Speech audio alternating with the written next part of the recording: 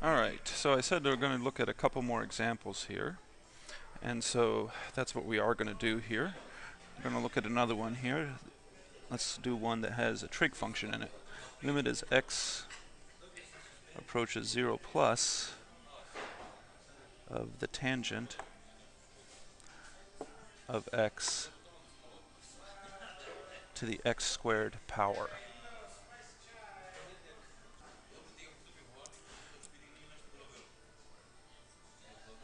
Okay, so limit as x approaches 0 from the right, tangent of x to the x squared. So what do we need to do here? Well, we should check the form again, and hopefully you know that the tangent of 0 is just 0. And of course, x squared, if you approach 0 from the right hand side, it goes to 0 as well. And the reason we're doing just from the right hand side is tangent becomes negative on the left hand side, and so it's just easier because then we're just dealing with positive numbers. Alright, so then we have to apply this technique. The natural log of y is equal to the limit as x approaches 0 from the right of the tangent. I'm sorry, forgot to write what we're doing here. Natural log of the tangent function to the x squared. Now, of course, we know here, what does that mean? Natural log of y is equal to the limit as x approaches 0 from the right of x squared times the natural log of the tangent function. Now, in the previous example, we know that this now goes to negative infinity. How do I know that? Because the tangent function goes to 0 at 0, and we know that the natural log goes to negative infinity at 0. And then, of course, this goes to 0. So I'm in the form 0 times negative infinity. Alright, so just like we normally do on all of these here, so we get the natural log of y is equal to the limit as x approaches 0 from the right. Now what would we have here? We'd have the natural log of the tangent function over x to the minus 2. Alright, so then we take a derivative.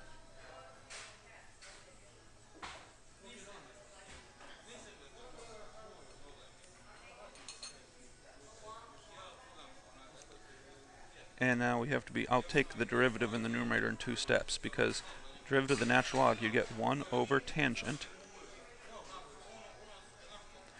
times the derivative of the tangent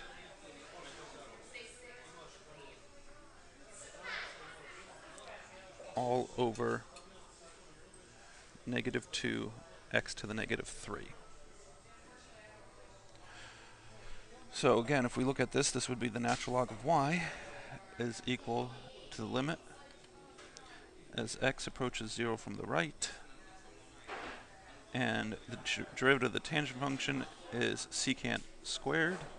So I'd have secant squared x over tangent x all over negative 2x to the negative 3. Now I'm going to just look at this here off to the side. Actually, I'm going to just put it below here because that looks pretty ugly right now, so I want to see if I can simplify that. So let's think about this for a second. Secant squared is 1 over cosine squared, and this is being divided by tangent, which is sine over cosine, which is ultimately being divided by negative 2x to the negative 3. So let's look at this here. Well, we have 1 over cosine squared times cosine x over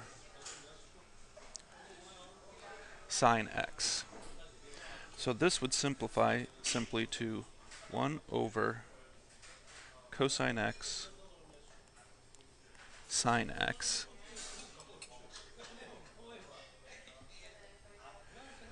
And so we now have here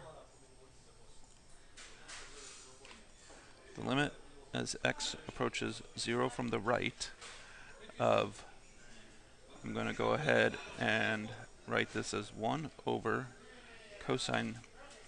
Actually, what I'm going to do here is I'm going to write this, I'm going to pull the x to the minus 3 into the numerator. So I'd have x cubed over negative 2 cosine of x times the sine of x.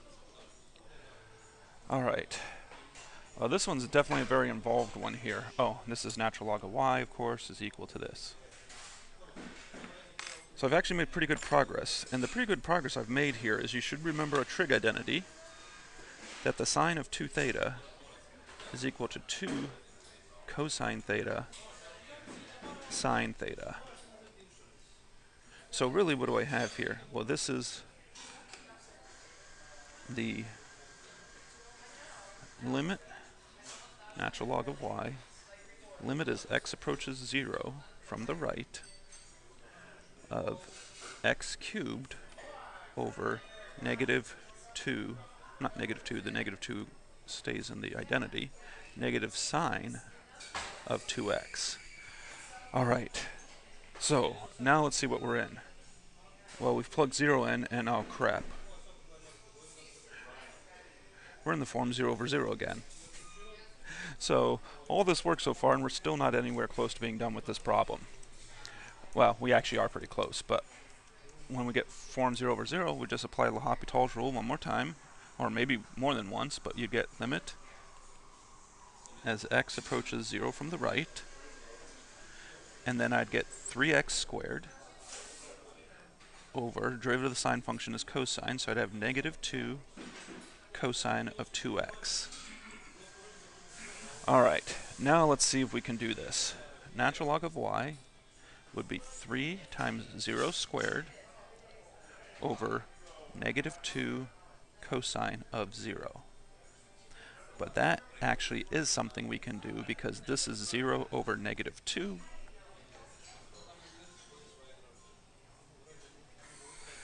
And so we wind up with the natural log of y being 0. So y is equal to e to the 0, which is 1. So all of that work that we did is limit as x approaches 0 from the right of tangent x to the x squared is equal to 1. And I know the last 3 examples we've done have all gotten 1. I promise you, you're not always going to get 1. The very first example we did with L'Hopital's, we didn't get 1. But a lot of these you do get 1. So as I said, I want to look at one more here, and then we will be done with L'Hopital's rule. So we're going to look at the limit as x goes to infinity of the natural log of x to the 1 over x power. Now this form would be, well, what does the natural log do? This goes to infinity. Now it goes there really slowly, but it still goes to infinity. And then this goes to 1 over infinity, which means this goes to 0. Okay, so we're going to do the natural log of y is equal to the limit as x goes to infinity of, now this is going to looks a little weird, it's going to be the natural log of x to the 1 over x power. So natural log of y is going to be the limit as x goes to infinity.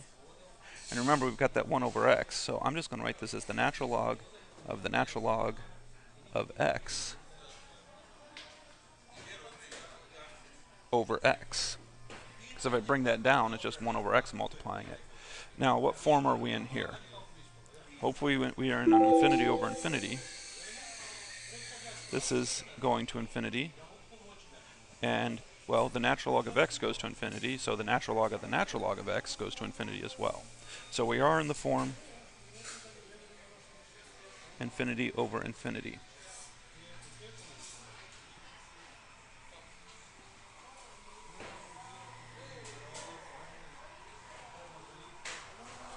Alright, so we can use L'Hopital's rule now, so we get the natural log of y is equal to the limit as x goes to infinity of, well, it's going to be 1 over the natural log of x, because that's what we're taking the derivative of this natural log here, then times the derivative of what was inside. So what was inside was the natural log of x. And of course that's just 1, the denominator. So finishing out that derivative in the numerator, you'd have 1 over the natural log of x times 1 over x. And this is of course over 1, but I mean, we don't have to write that. My finger messed it up there.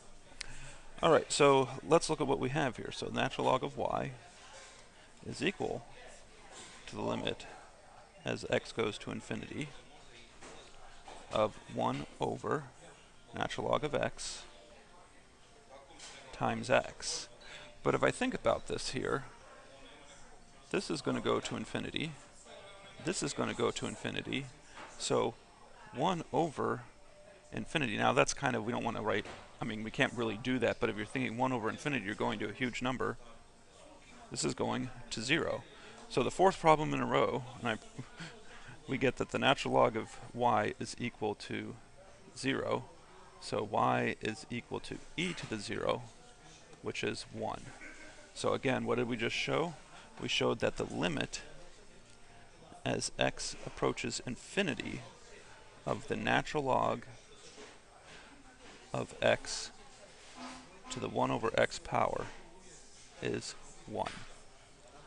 Alright, so that wraps up all of the material that we're going to be covering in Chapter 4 that's going to be on the exam.